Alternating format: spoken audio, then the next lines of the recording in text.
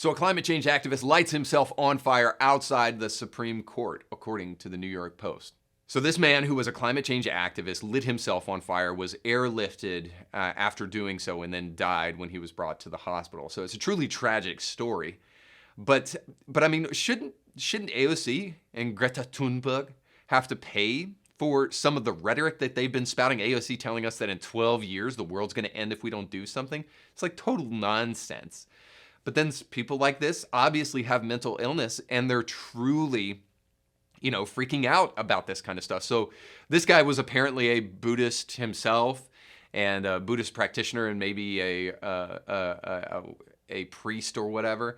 And a Buddhist priest that knew him from Boulder, Colorado, said this, that his death was, quote, an act of compassion, end quote, and not suicide. An act of compassion.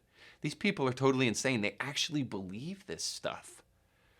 Now, far be it from me to continue to beat a dead horse, but I have to tell you, where is this stuff coming from? Climate change hysteria, stuff that even the IPCC themselves is not saying, because they're not saying, and they have zero models to date that would tell you that the world is going to end in 12 years. It's total ridiculous nonsense. It's a lie.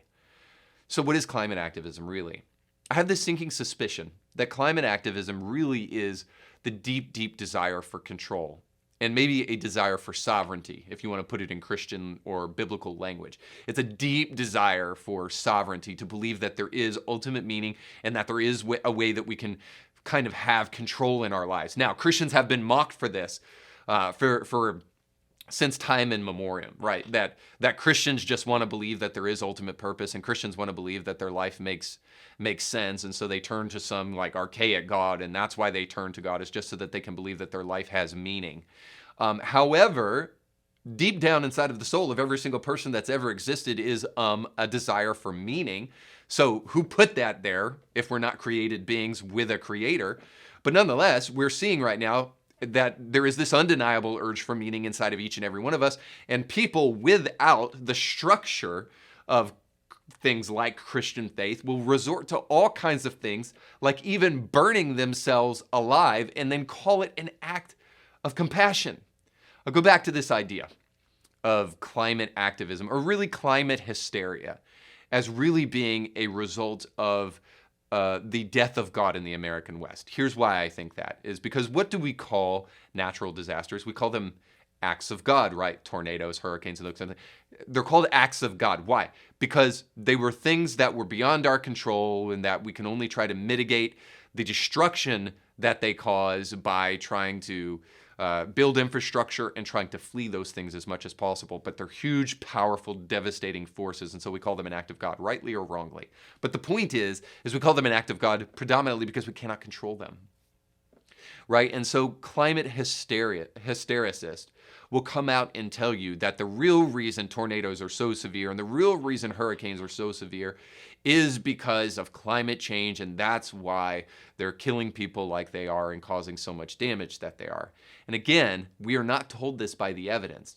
It is possible and highly likely that there is some ways that climate change could cause natural disasters to become more intense. But even the IPCC will tell you that they cannot directly relate devastating natural disasters to climate change specifically. They have no way of knowing that. So why do we have climate change activists like Mark Ruffalo coming out and telling us that we will continue to kill people because of climate change if we don't, get a Tesla or something like that? Go get a Tesla, sure, fine. I want one myself. If you buy one, get another one from me, send it, and I'll thank you for it. But nonetheless, it is nothing more than just simply an attempt to wrench control back into our hands, to say we can control the severity of hurricanes and tornadoes. Things that are acts of God that we have no control over. We're trying to wrench control of those things back into our hands because we obviously can't admit that God exists. So we have to try to find a way to control everything, even the things we can't control. Those things that we used to put in God's hands, we can't do that anymore because he doesn't have hands, because we've tried to kill him. And so now we have to take things back into our own hands, and in the process we become totally insane because we can't control them. Sure. Recycle. Sure. Do what you can to try to mitigate climate change and to reduce your carbon footprint. Take care of the earth. But friends, we're still going to see unexplainable natural disasters that we can do nothing about.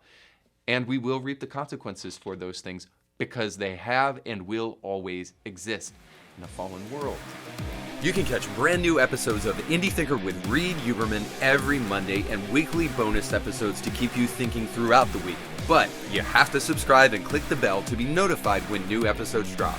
If you enjoy this content, make sure to like this video and share it with friends.